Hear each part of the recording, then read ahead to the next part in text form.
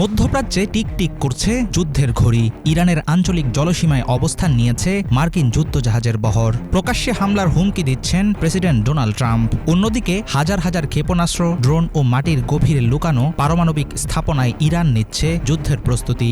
এমন উত্তেজনার মুখে এবার শর্ত সাপেক্ষে যুক্তরাষ্ট্রের সঙ্গে পারমাণবিক আলোচনায় বসতে রাজি হয়েছে ইরান। 2025 সালের জুনে ট্রাম্পের নির্দেশে 3টি ইরানি পারমাণবিক স্থাপনায় মার্কিন হামলার পর এটিই হবে প্রথম সরাসরি কূটনৈতিক উদ্যোগ। কিন্তু প্রশ্ন হলো, এই আলোচনা কি সংঘাত ঠেকাতে পারবে? সমঝোতা না হলে কি শুরু হবে যুদ্ধের কাউন্টডাউন?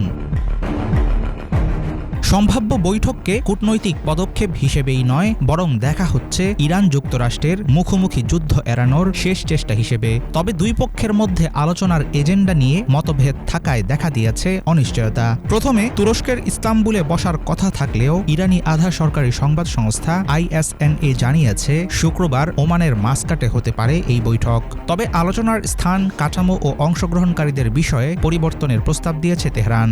ইরান চায় আঞ্চলিক শক্তিগুলো বাদ দিয়ে কেবল পারমাণবিক ইস্যুতেই সীমাবদ্ধ থাকবে আলোচনা। বৈঠকে উপস্থিত থাকতে পারেন পররাষ্ট্রমন্ত্রী আব্বাস আরাকচি, মার্কিন বিশেষ দূত স্টিভ উইটকফ এবং ট্রাম্প জামাতা জ্যারেড কুশনার।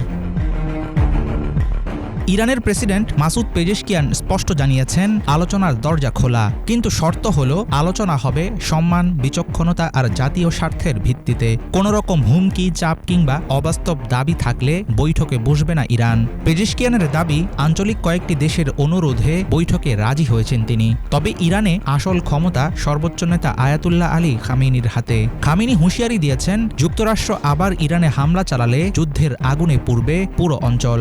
ইরানের হাতে রয়েছে হাজার হাজার ক্ষেপণাস্ত্র ও ড্রোন। চাইলেই মধ্যপ্রাচ্যের মার্কিন ঘাঁটি ও ইসরায়েলকে লক্ষ্য করে সরাসরি আঘাত হানতে পারে খামেনির বাহিনী।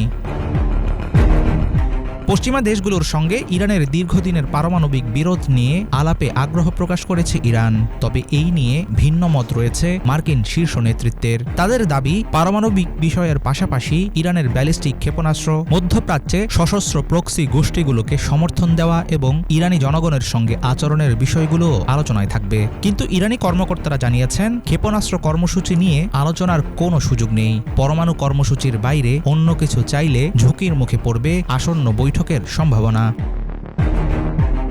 গত কয়েক সপ্তাহে ক্রমেই জটিল হয়ে উঠেছে মধ্যপ্রাচ্যের পরিস্থিতি। ইরানের আঞ্চলিক জলসীমায় বড় আকারের নৌবহর পাঠিয়েছেন প্রেসিডেন্ট ট্রাম্প। প্রকাশ্যে ঘোষণা দিয়েছেন, ইরান নতুন চুক্তিতে না এলে আবার হামলা হতে পারে। সাম্প্রতিক বিক্ষোভ দমনে তেহরানের কঠোর ব্যবস্থা গ্রহণের জেরে সামরিক পদক্ষেপের হুমকিও দিয়েছিলেন ট্রাম্প। মার্কিন গোয়েন্দা সূত্র জানিয়েছে, ইরানের শীর্ষ নেতৃত্ব, পারমাণবিক স্থাপনা ও সরকারি ভবন সবই ছিল সম্ভাব্য টার্গেট। এমন পরিস্থিতিতে কাতার, তুরস্ক, মিশর সহ বেশ কয়েকটি দেশ যুদ্ধ ঠেকাতে মাঠে নেমেছে। কূটনীতির টেবিলে সমাধান না হলে মধ্যপ্রাচ্য কি এগোবে নতুন যুদ্ধের দিকে? হাফিজুল ইসলাম, বাংলা ভিশন।